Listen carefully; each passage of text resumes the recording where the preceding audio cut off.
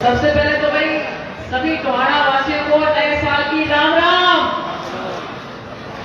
बहुत ही आदरणीय टोहाना की पवित्र पर आज ये जो श्रमिक एवं कमेरा वर्ग का जो कार्यक्रम यहाँ आयोजित किया गया है, इसमें उपस्थित बहुत ही आदरणीय पूर्व मंत्री रहे, लोकसभा में मेरे साथी सांसद और भारतीय जनता पार्टी के हरियाणा प्रदेश के प्रदेशाध्यक्ष हमारे भाई नायब सैनी जी,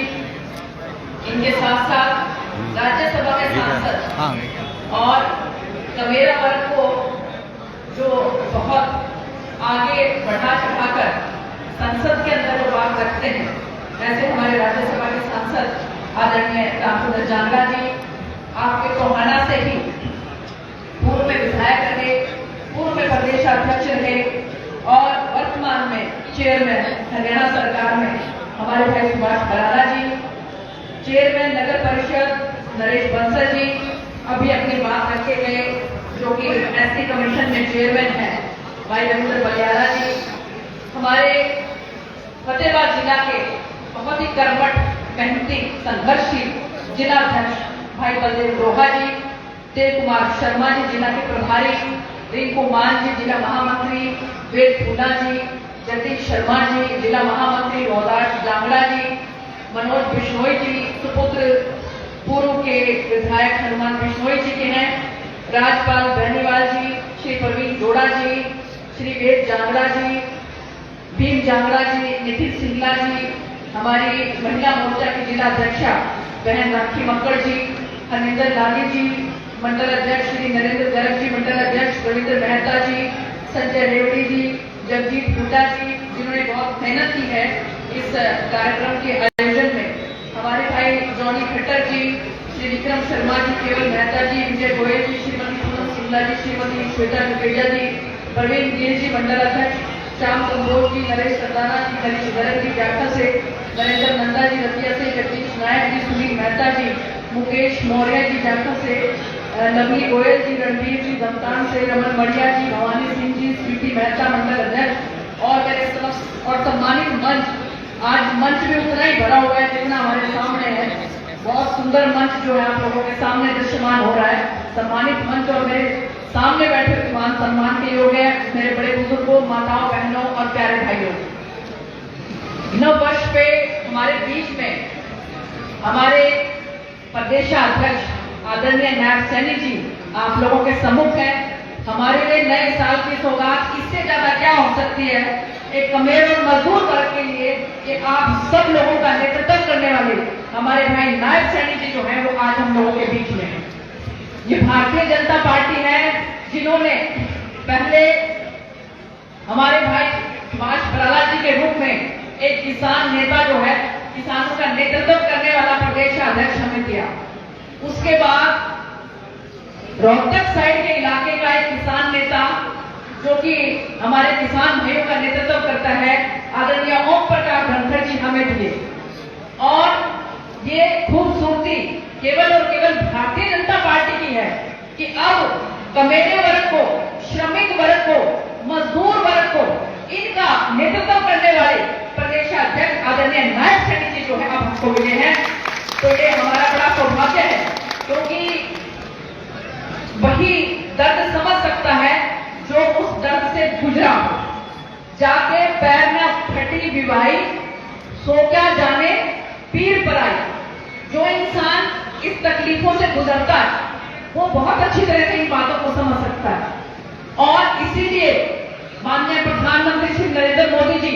एक गरीब परिवार से आए तो उनको पता लगा, उनको समझ थी इस बात की कि हमारा जो गरीब वर्ग है, जो मजदूर वर्ग है,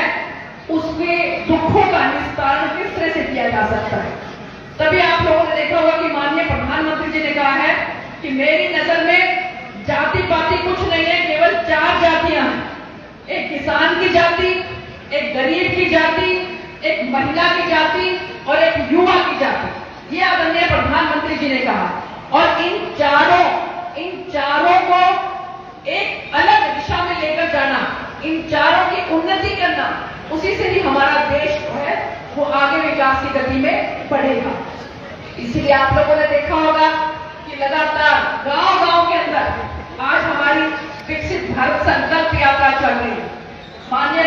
प्रधानमंत्री जी की सोच है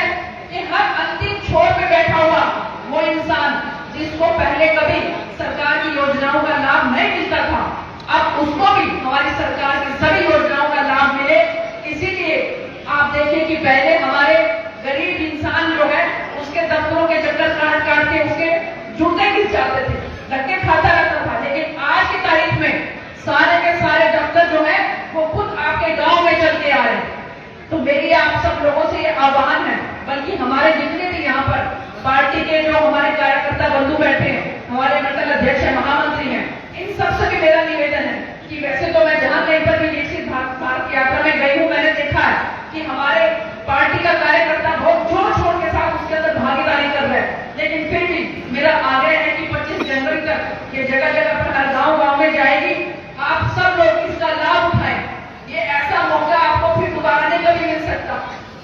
हमारी सरकार बढ़ेगी वैसे फिर दोबारा भी मिलेगा, तीसरी बार फिर माननीय प्रधानमंत्री श्री नरेंद्र मोदी जी जो है वो अपनी सरकार बनाएंगे और हम सबको फिर से उनका नेतृत्व मिलेगा। आप ये देखिए कि हमारे हरियाणा के अंदर खासकर अगर मैं आपको बताऊं कि सरकार की जितनी योजनाएं हैं केंद्र सरकार की, माननीय मुख्यमंत्री श्री मनोहर लाल जी ने उसके अंदर सोने पे सुहागे का काम किया। अगर आप देखें कि आयुष्मान योजना जो है उसमें 1,20,000 रुपए तक की जिनकी आय है उनको इसका लाभ मिलता है, लेकिन माननीय मुख्यमंत्री जी ने उसको बढ़ाकर 1,80,000 रुपए कर दिया। ये हमारे माननीय मुख्यमंत्री श्री मनोहर लाल जी ने किया। तो हमारी जो हरियाणा सरकार है वो एक कदम और भी आगे बढ़ती है। तो इसलिए मैं यही कहना चाहूंगी कि हमें सरकार की जितनी भी योजनाएं हैं उनका लाभ उठाना चाहिए। एक हमारी इतनी महिलाएं यहाँ पर बहनें बैठी हैं, इनको भी मैं कहना चाहूंगी कि सरकार की एक योजना है जिसके तहत अगर 1,80,000 रुपए तक की किसी की आय है और वो अपनी बेटियों को कॉलेज में पढ़ाना चाहती हैं, तो आप चाहे प्राइवेट कॉलेज में पढ़ाएं चाहे सरकारी कॉलेज में पढ़ाएं, आपकी बेटी को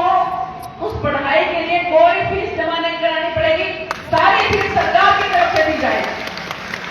तो इसलिए बेटियों को आगे बढ़ाओ, ये हमारी सरकार की योजना है, बेटी बचाओ बेटी पढ़ाओ, बेटी को आगे बढ़ाओ। और इसी तरह से अगर 1,80,000 रुपए से लेकर 3 लाख रुपए तक की किसी की आय है तो उसमें 50% जो है उसकी फीस आपकी बेटी चाहे कॉलेज में सरकारी में पढ़े और चाहे वो प्राइवेट में पढ़े, आधी फीस 50% फीस जो है वो सरकार देगी और 50% आपको देनी पड़ेगी। इसलिए